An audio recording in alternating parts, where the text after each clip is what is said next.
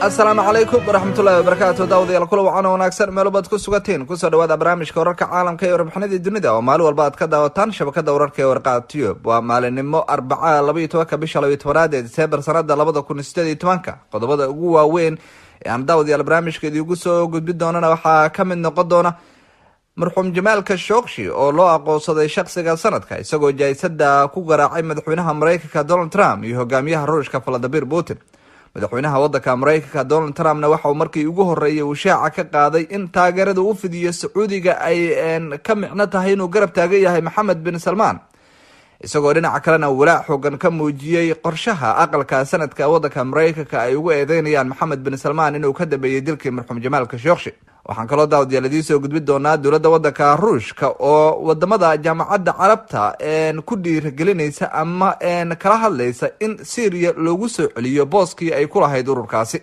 hogaamiyaha waddanka Ingiriiska haweeneyda la yiraahdo Theresa May waxay dadaalkii ugu dambeeyay ay ku jirtaa in wadamada midowga Yurub ay kala hadasho in la badbaadiyo heshiiska UK ugu bixayso midowga, inkastoo cadaadiska uu gaarayo heerkii ugu xumaa oo ay adag tahay in wadamada Yurub ay mar kale heshiis ay la gaaraan boqortooyada UK. wararkii ugu dambeeyay iyo UK oo ay badan tahay in afti labaad ay u geli doonto kasimid ahaanshaha midowga Yurub ayaan daawadayaal barnaamijkeedii ugu soo gudbin doonaa. xiisada diblomaasiyadeed ee u dhexeeya wadamada Shiinaha iyo sidoo kale waddanka Canada waxa ay gaartay heerkii ugu sareysay, inkastoo Canada ay qaab damiina ku sii daysay madaxii shirkadda telefoonada soo saartay ee Hawaii. haddana dowladda China waxay xabsiga dhigtay diblomaasi Canada ka soo jeeda. qodobada kalena waxaa ka mid ah dowladda Qatar oo markii ugu horeysay ku dhawaaqday in dhaqaalaheeda uu aad u xoogoobay oo uu kor u koray tan iyo markii ay wadamada khaliijka ay ku soo rogeen cunaqabataynta. wararkii ugu dambeeyay ee weerar khasaare geystay oo ka dhacay waddanka Faransiiska iyo dowladda waddanka Turkiga oo wadamada Yurub u sheegtay in muwaadiniinta Turkiga ay xaq u leeyihiin inay helaan awood ay midowga Yurub ugu dhoofi karaan bilaa fiiso. qodobadaas iyo kuwo kale ayaan daawadayaal barnaamijkeena kusoo qaadan doonaa hadduu eebaha inoo saamaxo. laakiin waxa aynu ku hormaraynaa waayadan waxaa dalka Soomaaliya ka taagan xiisad ka dhalatay mooshin la sheegay in xildhibaano ka tirsan baarlamaanka dowladda Soomaaliya ay ka gudbiyeen madaxweynaha jamhuuriyadda mudane Maxamed Cabdullaahi Farmaajo. waxa warar kala duwan oo dadba si ay uga hadlayaan ay kasoo baxayaan halka uu marayo mooshikan. shalay ayay ahayd markii xoghayaha baarlamaanka Soomaaliya uu ku dhawaaqay in mooshikaas uu buray kadib markii qaar ka mid ah xildhibaanadii horey u siixay ay ka laabteen, kuwa oo tir ahaan gaaraya 14 sida ku siixan warqad uu ka soo saaray xafiiskiisa xogayuhu. haddaba iyadoo taasi jirto ayaa haddana waxaa weli magaalada Muqdisho laga dareemayaa xiisada dhinaca siyaasadda oo ah markaa mid aad uga taagan arrintan. guddoonka aqalka sare ee baarlamaanka Soomaaliya ayaa hadda lasoo sheegaya inay wadaan dadaaladii ugu dambeeyay ee ay ku doonayaan inay ku xaliyaan xiisadan ka dhalatay mooshika laga gudbiyay madaxweyne Maxamed Cabdullaahi Farmaajo. xildhibaanadan aqalka sare ayaa waxaa lasoo sheegayaa in ay aqalka madaxtooyada kula kulmeen madaxweynaha jamhuuriyadda Soomaaliya mudane Maxamed Cabdullaahi Farmaajo, sidoo kalena ay gurigiisa kula kulmeen ra-iisul wasaaraha Soomaaliya Xasan Cali Kheyre, ayna sidoo kale la hadleen gudoomiyaha baarlamaanka ee hormuud ku ah mooshikan madaxweynaha laga gudbiyey mudane Mursal. wararkii ugu dambeeyay ayaa tilmaamaya in dhammaan kulamada ay xildhibaanada aqalka sare ay ku doonayeen in lagu xaliyo khilaafkan mooshika ah, isla mar ahaantana meesha looga saaro madmadowga iyo muranada hadda dowladda ka dhex taagan. inkastoo guddoonka aqalka sare aysan wax faahfaahin dheeraada ka bixin waxyaabaha ka soo baxay kulamada, haddana ila wareedyo lagu kalsoonaan karo ayaa u sheegay shabakada wararka ee warqaha Tube in madaxweynaha jamhuuriyadda federaalka Soomaaliya iyo gudoomiyaha baarlamaanka ay labadoodaba cadeeyeen in ay diyaar u yihiin in wax walba lagu xaliyo qaab wada hadal isla mar ahaantana ay is hor yimaadaan.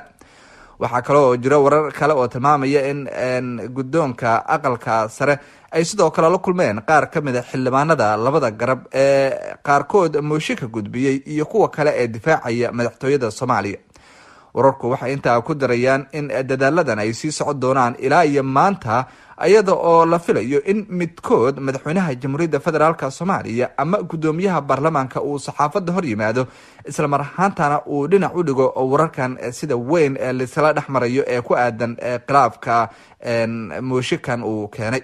haddaba iyadoo dadaalada ay socdaan ayaa cabdiqaadir salaad xasan oo soo noqday madaxweynihii dowladii kumeel gaarka ahayd ee carta lagu soo dhisay, waxa uu ka digayaa in arintan ama mooshikan uu yahay mid lagu duminayo dowladda soomaaliya. waraysi uu siiyey warbaahinta qaranka ayaa waxa uu ku sheegay ama uu ugu baaqay xildhibaanada mooshika ka keenay madaxweynaha jamhuuriyadda soomaaliya in ay dib ugu laabtaan mooshikaas. بسم الله الرحمن الرحيم. الحمد لله وصلى الله والصلاة والسلام على رسول الله. وحوي aad baan uga xumaaday arrinta talmaantay soo banaan baxday oo mooshinka kan laleeyahay madaxweynaha laga geynayaa.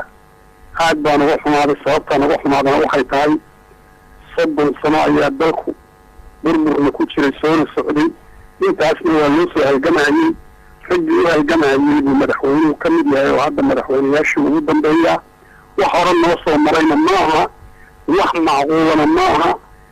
fidyo iyo burbur dalka inuu burburkii dib ugu sii noqdo ayaa cid doonaysa keliyaha dhihi karta waxaanu qaadaynaa tilaabo noocaasa.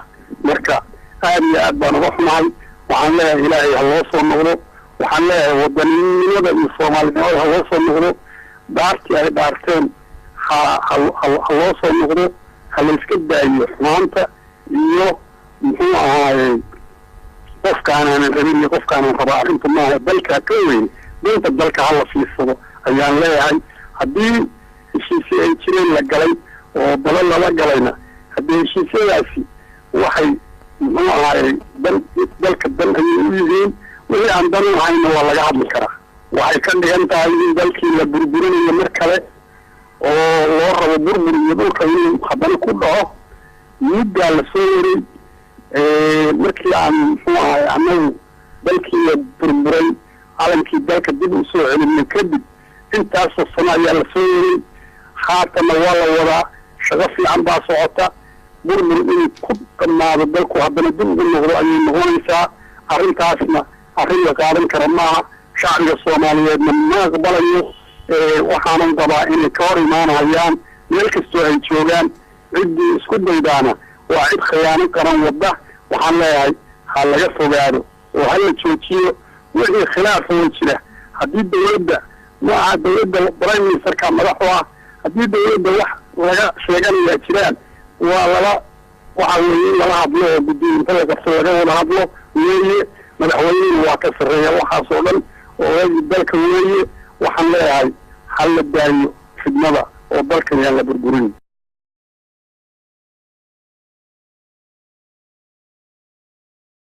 kalena xildhibaanada mooshika ka keenay madaxweynaha jamhuuriyadda federaalk soomaaliya ayaa waxay dhinacooda walaac xoogan ay ka muujinayaan xaaladda gudoomiyaha baarlamaanka, iyagoo sheegay in dhammaan agaabadii muhiimka ahaa laga jartay gudoomiyaha oo ay kamid yihiin biyihii iyo raashinkii sida ay hadalka u dhigeen. inkastoo shabakada wararka ee warqaad tiyoob aysan wax cadayna u helin arrimaha oo dhan, haddana xildhibaano uu ka mid yahay fiqi oo baarlamaanka soomaaliya ka tirsan ayaa waxa ay sheegeen in arrintan ay tahay mid laga naxo oo ay markaa hadda ogaanayaan in gudoomiyaha baarlamaanka uu ku jiro xabsi guri, isla mar ahaantana aan loo ogolayn wax dhaqdhaqaaqa inuu sameeyo. xildhibaanadu darbiyintay ka boodeen saas ugu tageen, maantana ay ka sii dartayba oo askartiisii iyo asagii cuntadii laga jartay, korontadii in laga jartay hadda lagu soo warinayo gurigiisii uu deganaa. dee qofkii labaad oo dowladda soomaaliya yani mansab u haya ayuu yahay. madaxweynaha unbaa ka weyn. yani meesha villa soomaaliya la yidhaahdana ma ahan guri qof leeyahay. villa soomaaliya waxay ula baxday dadka mas-uuliyiinta ugu sarraysa inay xafiisyadan u noqoto, hoyna u noqoto. marka dee gudoomiyaha golaha shacabku wuxuu ka mid yahay hay-adda ugu weyn ayuu madax ka yahay. arrinta ugu weyn ay xildhibaanadan ka tirsan baarlamaanka ee mooshika ka keenay madaxweyne maxamed cabdulaahi farmaajo ay daliilsanayaan ayaa waxay tahay in heshiisyadii madaxweynaha uu la galay dowladaha Ethiopia iyo Eritrea ay yihiin kuwo qayaano qarana siday hadalka u dhigeen. markii ugu horeysay ayaa sargaal siyaasi ah oo ka tirsan dowladda Ethiopia waxa uu ka hadlay arrintan, inkastoo siyaasigan ama sargaalkan ka hadlay arrinta mooshika ay ka keeneen xildhibaanada Soomaaliya qaarkood madaxweyne maxamed cabdulaahi farmaajo uusan xil weyn ka haynin dowladda Ethiopia, haddana waa qof ama shakhsi saameyn ku leh gudaha dalka Ethiopia. Jawar Maxamed oo ahaa ninkii hogaaminayay qoomiyadii Oromada ee waday kacdoonkii ka socday deegaanada Oromadu degto, sidoo kalena ganacsade aasaasay TV-ga Oromada, ayaa waxa uu si weyn uga hadlay mooshika laga soo gudbiyey madaxweyne maxamed cabdulaahi farmaajo madaxweynaha Soomaaliya, isagoo tilmaamay in arrintaas maalgelin xoogan ay ku sameynayaan sidoo hadalka u dhigay qoomiyadda Tigreega. waxa uu bagiisa Twitterka ku yiri ama uu soo bandhigay arrintan waa mid aan micno lahayn, waxaana maalgelinaya Tigreega Ethiopia, Soomaaliya iyo Eritrea kuma aysan heshiin in ay isku biiraan oo ay hal dal noqdaan. waxa ay heshiis ku gaareen iskaashi dhinaca dhaqaalaha iyo ammaanka ah. Tigreegu uma soo laaban doonaan in ay wiiqaan xaaladda Soomaaliya, ayuu sargaalkan ku soo qoray bagiisa Twitterka. si kastaba xaaladda siyaasadeed ee magaalada Muqdisho ka taagan ayaa waxay tahay mid aad u kacsan, iyadoo shabakada wararka ee warqaha Tube ay diyaar u tahay daawadayaal in ay idin soo gudbiso wararkii ugu dambeeyay iyo warbixinada arrimaha la xiriira. waxaad ku daawan doontaan barnaamijkeena wararka siyaasadda Soomaaliya oo haddii eebahay noo saamaxo aad maalin walba aad ka daawataan shabakada wararka ee warqaha Tube. wararka kale iyo warbixinada caalamka daawadayaal haddii aynu usii gudubno, marxuum Jamaal Khashoggi ayaa waxaa loo aqoonsaday in uu yahay shakhsiga sanadka, isagoo jaysada ku qaraacay madaxweynaha wadanka Mareykanka Donald Trump iyo hogaamiyaha wadanka Ruushka Vladimir Putin. wariyaal qaarkood la dilay qaarkoodna la xiray ayaa sidoo kale magacyadooda lagu soo bandhigay xulashada shakhsiga sanadka ay samayso majalada Time. marxuum Jamaal Khashoggi ayaa 2 bishii Oktoobar ee sanadka lagu dilay qunsuliyadda Sacuudiga ee magaalada Istanbul, waxaana sawirka marxuumka keligii lagu muujiyay mid kamid ah jaldiyada ama bogoga majaladan Time, halka shaqaalaha wargeyska Capital Gazette oo ahaa wargeyskii Mareykanka ahaa ee sanadkan laga dilay 4 wariye lagu muujiyay bogog kale. marxuum Jamaal Khashoggi ayaa waxa uu kiiskiisa uu ahaa mid si weyn looga naxo, iyada oo boqortooyada Sacuudiga lagu haysto in ay soo abaabuleen dilka marxuumkaasi. dhinaca kalena haddii aynu fiirino wadanka Faransiiska, ku dhawaad 4 qof ayaa dhimatay, dad ka badan 10 dhaawac ayaa ka soo gaaray kadib toogasho ka dhacday magaalada Strasbourg ee bariga dalka Faransiiska. saraakiil boolis ayaa sidaas saxaafadda u sheegay. ciidamada booliska ayaa dhinaca kala sheegay in rag hubeysan ay ka dambeeyeen falka weerarka ah. qaar ka mid ah dadka dhaawacmay ayaa lasoo sheegaya in xaaladoodu ay tahay mid halisa. wasiirka arrimaha gudaha ee wadanka Faransiiska ayaa dhacdadan ku tilmaamay xaalad amni darro, waxaana uu dadka deegaanka ugu baaqay inay guryahooda ku nagaadaan. falkan toogashada ayaa waxa uu ka dhacay suuq si weyn dadka ay ugu dukaamaysanayeen agabka loogu talagalay ciidda masiixiyiinta oo soo dhow. wararka ayaa waxay sheegayaan in hadda dowladda Faransiiska ay ciidamo dheeraad u dirtay halka falka uu ka dhacay, waxaana la arkayay qaar ka mid ah helikobtarada ay ciidamada ammaanka ay adeegsadaan oo markaasi raadinaya shakhsigii weerarka ka dambeeyay. booliiska ayaa ku tilmaamay ninka looga shakisay ee falkan 29 jir. wakaalada wararka ee AB-na waxay ku waramaysaa in ka hor inta uusan ninkan weerarka geysan ay ciidamada booliiska ka raadiyeen gurigiisa si ay u xiraan, laakiin xilliga gurigiisa ma uusan joogin. dadkii ka agdhowaa halka weerarkan ka dhacay waxaa ka mid ah Emmanuel Maurel oo ka mid ah xubnaha aqalka baarlamaanka midowga Yurub, kaasoo sheegay in uu maqlayay rasaasta. madaxweynaha wadanka Faransiiska Emmanuel Macron ayaa cambaarayay tallaabada, isagoo ugu tacsiyay dhammaan dadkii dhibaatada ay ka soo gaartay weerarka ah. sanadkii 2016 ayay ahayd markii wadanka Faransiiska uu ka dhacay weerar khasaare xoogan geystay oo ay ku dhinteen ku dhawaad 80 qof, gaar ahaan magaalada Nice. sidoo kale November 2015 ayaa weerar ka dhacay wadanka waxaa ku dhintay 103 ruux.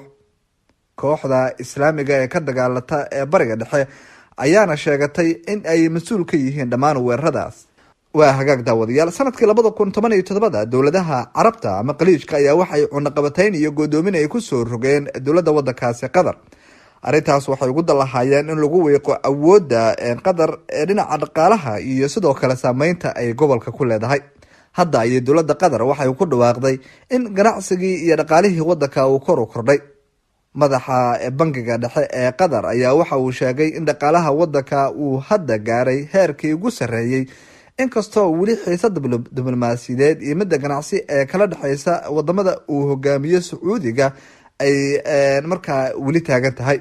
inkastoo ay weli xiisadu taagan tahay, haddana waxaa nahay kuwa sii xoogeystay oo dhaqaalahooda uu kor u kacay. Sheekh Cabdullaahi bin Sacuud Al Thani ayaa sidaa u sheegay ama ka sheegay shir jaraa-id oo uu ku qabtay magaalada Dooxa. waxa uu tilmaamay in dowladiisa ay sameysay faa-iidooyin iyo korkac dhaqaale oo balaayin doolara, taasoo cadaynaysa buu yiri in dhaqaalaha wadanka uu aada u sii kordhay, xataa haddii wadamada ee khaliijka ay cunaqabatayn ay ku hayaan dowladooda waa dowladda wadankaasi qatar. dowladaha carabta ayaa hadda dadaal xoogan u galaya inay soo celiyaan xiriirka ila lahaayeen wadanka qatar. dhawaatan ayay ahayd markii boqorka Sacuudiga boqor Salmaan bin Cabdilcasiis uu warqad casuumaada u diray amiirka qatar si ugu qayb galo shirkii wadamada GCC ee magaalada Riyaad ka dhacay, laakiin agaasimaha dhinaca wasaaradda arrimaha dibadda ayuu amiirka qatar u diray inuu shirka ka qayb galo, isaga oo ka baaqsaday inuu shirka tago. dowladaha Sacuudi Carabiya, Masar, Imaaraadka Carabta iyo Bahrain ayaa waxa ay weydiisteen qatar sanadkii 2017 in gabi ahaanba ay jiraan xiriirka ay la leeyihiin kooxda Ikhwaanul Muslimiin iyo sidoo kale kooxda Lebanon ka dhisan ee Xisbullah, isla mar ahaantaana ay sidoo kale cilaaqaad ku jiraan dowladda wadanka Iran. laakiin qatar ayaa xilliga gabi ahaanba dalabka ka soo baxay wadamadan diiday.